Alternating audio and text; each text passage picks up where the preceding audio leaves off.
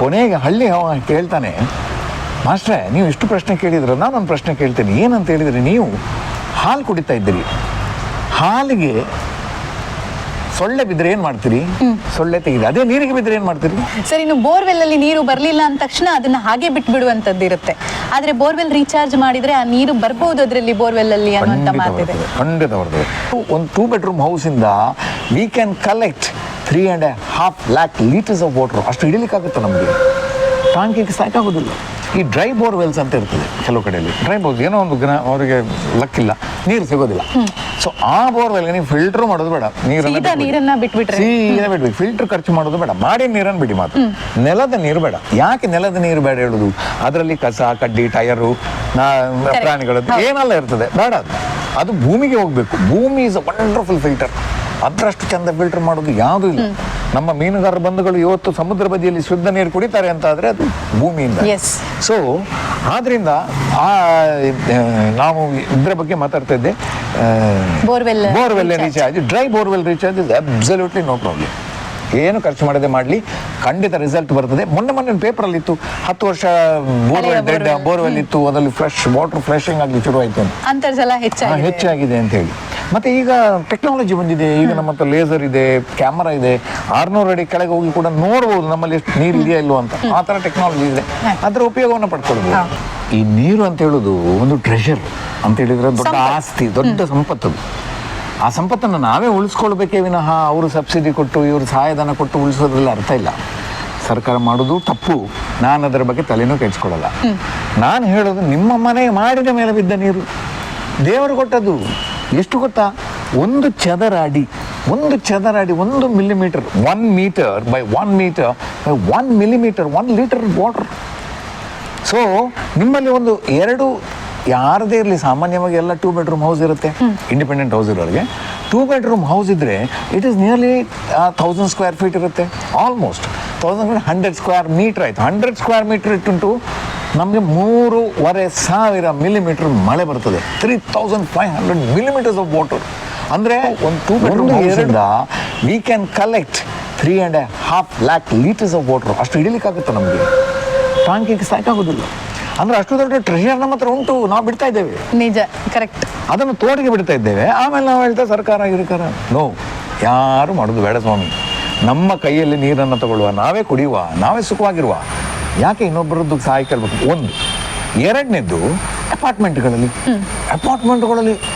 Parking ತುಂಬ ಜಾಗ ಇರ್ತದೆ, ಅವರಲ್ಲಿ ಬೋರ್ವೆಲ್ ಇರ್ತದೆ, ಅವರಲ್ಲಿ ಹರಿಯುವ ನೀರು ಉಂಟು, ಮಾಡಿನ ನೀರು ಉಂಟು. ಎಷ್ಟು ನೀರು ಬರ್ತದ್ರಿ, ಅದನ್ನು ಅವರು ಬೋರ್ವೆಲ್ಗೆ ಬಿಟ್ಟರೆ ಸಾಕು, ಅವರಿಗೆ ಯಾವಾಗ ನೀರಿನ ಸಮಸ್ಯೆ ಬರಲಿಕ್ಕೇ ಇಲ್ಲ.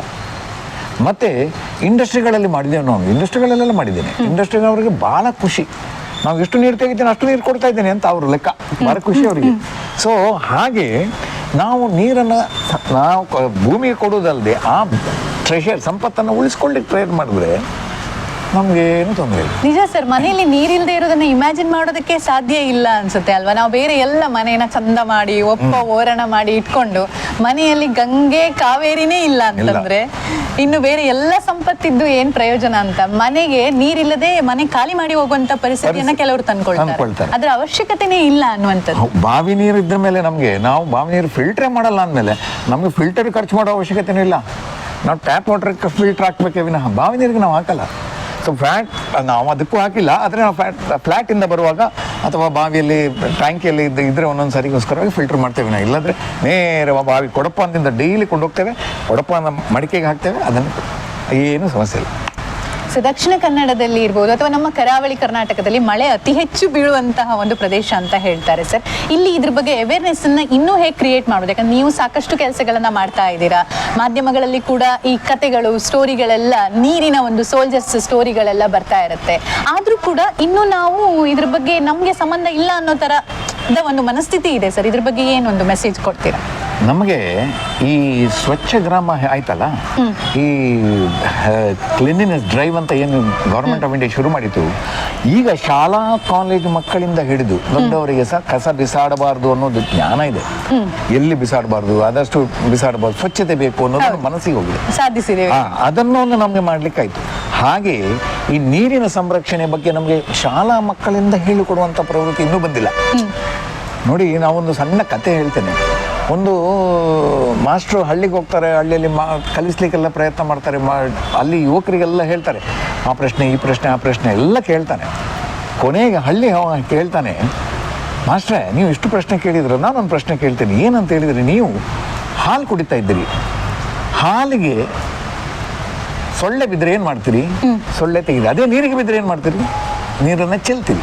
ಆ ಚೆಲ್ಲುವ ವರ್ಡನ್ನು ನಾವು ಉಪಯೋಗಿಸಬಾರ್ದು. ನಮಗೆ ನೀರು ಚೆಲ್ಲಿಕ್ಕೆ ಹೇಳಿಕೊಟ್ಟಿದ್ದಾರೆ, ನಾವು ಚೆಲ್ಲಬಾರ್ದು. ನೀರನ್ನು ಮರುಬಳಸಬೇಕು.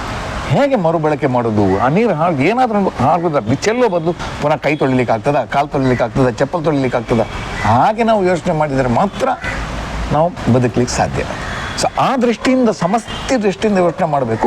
ಮಕ್ಕಳ ಶಾಲೆಯ ಚಿತ್ರದಿಂದ ನೀರನ್ನು ಚೆಲ್ಲುವ ವರ್ಡನ್ನೇ ಇಲ್ಲ, ಇನ್ನು ನೀರನ್ನು ಮರುಬಳಕೆ, ನೀರನ್ನು ಉಪಯೋಗಿಸುವುದು, ಈ ರೀತಿಯಾಗಿ ನಾವು ಯೋಚನೆ ಮಾಡಬೇಕು ವಿನಃ ಆ ರೀತಿ ಶಿಕ್ಷಣ ಕೊಟ್ಟರೆ ನಮ್ಮ ಒಂದು 5-6 ವರ್ಷದಲ್ಲಿ ಎಲ್ಲರೂ ನೀರು ಸಂರಕ್ಷಣೆ ಮಾಡ್ತಾರೆ. ಖಂಡಿತ ಸರ್. ಈಗ ತುಂಬಾ ಜನರಿಗೆ ಮಾಹಿತಿ ಬೇಕು ಅಂತಿರುತ್ತೆ. ಈಗ ನಿಮ್ಮನ್ನೇ ಮೀಟ್ ಆಗಬೇಕು ಅಥವಾ ನಿಮ್ಮಿಂದ ಮಾಹಿತಿಯನ್ನು ಪಡ್ಕೋಬೇಕು ಅನ್ನುವಂಥದ್ದಿದ್ರೆ ಅದೇನಾದ್ರು ಸಾಧ್ಯತೆ ಇದೆಯಾ ಸರ್? ಖಂಡಿತ, ನಾನು ಎನಿ ಟೈಮ್ ಅವೈಲೇಬಲ್.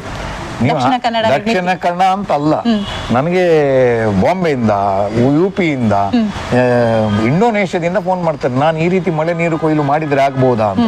ನಾನು ಅವ್ರಿಗೆ ವಿಡಿಯೋ ಕಾಲ್ ಮಾಡಿ ನಾನು ನೋಡಿ ಹೇಳ್ತೇನೆ ಅಂತ ಹೇಳಿದ್ದೇನೆ. ಬೆಂಗಳೂರಿನಲ್ಲೂ ತುಂಬ ಜನ ಫೋನ್ ಮಾಡಿ, ಸರ್ ನಮ್ಮ ಮನೆ ಬಾವಿ ಇಲ್ಲಿದೆ, ಸಂಪಿಲ್ಲಿದೆ, ನಾನು ಬಾವಿ ಮಳೆ ಕೊಯ್ಲು ಹೇಗೆ ಮಾಡ್ಬೋದು ಈ ರೀತಿ ಕೇಳ್ತಾರೆ. ನಾವೆಲ್ಲರಿಗೂ ಫ್ರೀಯಾಗಿ ಇನ್ಫಾರ್ಮೇಶನ್ ಕೊಡ್ತೇವೆ. ನನ್ನ ಅಕ್ಕಪಕ್ಕದ ಜಿಲ್ಲೆಗಳೇ ನಾನೇ ಹೋಗಿ ಬರ್ತೇನೆ, ನಾನು ಯಾರಿಗೂ ಚಾರ್ಜ್ ಮಾಡುವುದಿಲ್ಲ. ಮತ್ತೆ ಅದರಲ್ಲಿ ಕೆಲಸ ಇದ್ರೆ, ಕಾಂಟ್ರಾಕ್ಟ್ ಇದ್ರೆ ನೀವೇ ಕಾಂಟ್ರಾಕ್ಟರ್ ಹತ್ರ ಮಾತಾಡಬೇಕು, ಅಂದ್ರೆ ಓನರ್. ನಾನು ಅದರಲ್ಲಿ ಇನ್ವಾಲ್ವ್ ಆಗುದಿಲ್ಲ. ಮತ್ತೆ ಅದ್ರಲ್ಲಿ ಕಮಿಷನ್ ನಮಗೆ ವ್ಯವಸ್ಥೆ ಬೇಡ, ಯಾರು ಕಾಂಟ್ರಾಕ್ಟರ್ ಮಾಡಿದ್ರು ಸರಿ, ನನಗೇನು ತೊಂದರೆ ಇಲ್ಲ. ಮತ್ತೆ ಅದ್ರಲ್ಲಿ ತಪ್ಪಾದ್ರೆ ಮಾಡುವಾಗ ನನ್ನನ್ನು ಕರೀರಿ, ಬೇಕಾದ್ರೆ ಪುನಃ ಹೋಗ್ತೇನೆ. ನಾನು ಅಪಾರ್ಟ್ಮೆಂಟಿಗೆ ಹೋಗಿದ್ದೇನೆ, ಶಾಲೆಗಳಿಗೆ ಹೋಗಿದ್ದೇನೆ, ಇಂಡಸ್ಟ್ರಿಗೆ ಹೋಗಿದ್ದೇನೆ, ಗಡಿಗೆ ಬೇಕಾದ್ರೆ ಹೋಗ್ತೇನೆ, ನೋ ಪ್ರಾಬ್ಲಮ್.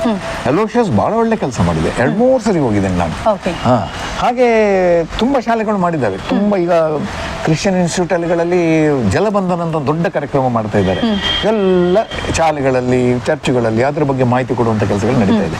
ಹಾಗೆ ಗಡಿಗೆ ನಡೀತಾ ಇದ್ರೆ ಜನಗಳಿಗೆ ಒಂದು ಅವೇರ್ನೆಸ್ ಬರ್ತದೆ. ನಾವೆಲ್ಲಿ ಕೂಡ ಬರ್ತೇವೆ. ನನಗೆ ಯಾವ ಮೊಮೆಂಟೋ, ಸಾರಿಗೆ ಬರ್ತೀಯಾ, ಏನು ಸ್ಮರಣಿಕೆ, ಏನು ಬೇಡ. Sir, thank you very much. ಬಹಳಷ್ಟು ಇನ್ಫಾರ್ಮೇಶನ್ ತಿಳಿಸ್ಕೊಟ್ರಿ ರೈನ್ ವಾಟರ್ ಹಾರ್ವೆಸ್ಟಿಂಗ್ ಬಗ್ಗೆ.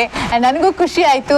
ಅಂಡ್ ನೀವು ಕೂಡ ನೋಡಿ, ನಿಮ್ಮ ಮನೆಯಲ್ಲಿ ಈ ತರದ ರೈನ್ ವಾಟರ್ ಹಾರ್ವೆಸ್ಟಿಂಗ್ ಅನ್ನ ಬಾವಿಗಿರ್ಬೋದು, ಬೋರ್ವೆಲ್ಗಿರ್ಬೋದು ಅಳವಡಿಕೆ ಮಾಡಿದ್ರೆ ಖಂಡಿತ ನಾವು ನೀರಿಗೋಸ್ಕರ ಬೇರೆಯವರ ಮೇಲೆ ಡಿಪೆಂಡ್ ಆಗುವಂತ ಪರಿಸ್ಥಿತಿ ಬರೋದಿಲ್ಲ.